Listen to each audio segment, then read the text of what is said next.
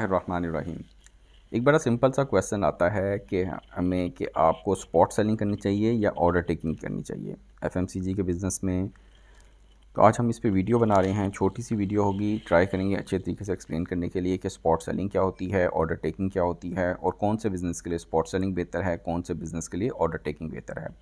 Spot selling से क्या मतलब है? स्पॉट सेलिंग का मतलब होता है is usually done with low cost products, यानी ऐसी प्रोडक्ट्स जिसकी कीमत कम होती है, वहाँ पे स्पॉट सेलिंग होती है। और स्पॉट सेलिंग का मतलब क्या होता है कि एक सेल्समैन है, वो एक सेल्स का बंदा है जो अपने साथ स्टॉक लेके जाता है दुकान पे और जाके उसको बेचता है और वहाँ से पेमेंट ले लेता है।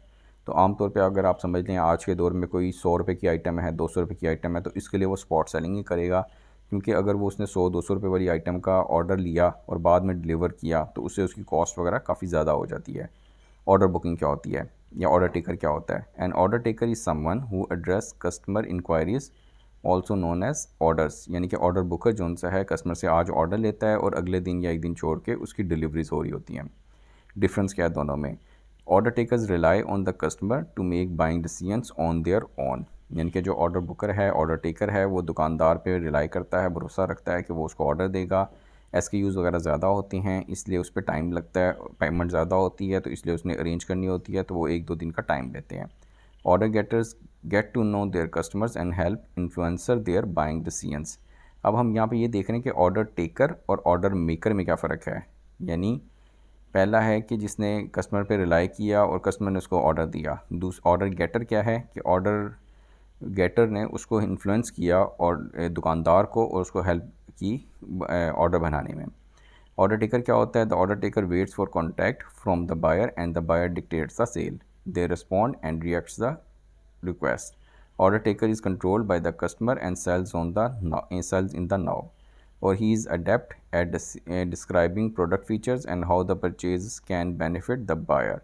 Order takers are advocates for the customer and what the customer demands. Order taker's goal is to close the deal and move on the next call. यानी आमतौर पे ऑर्डर टेकिंग हो रही होती है।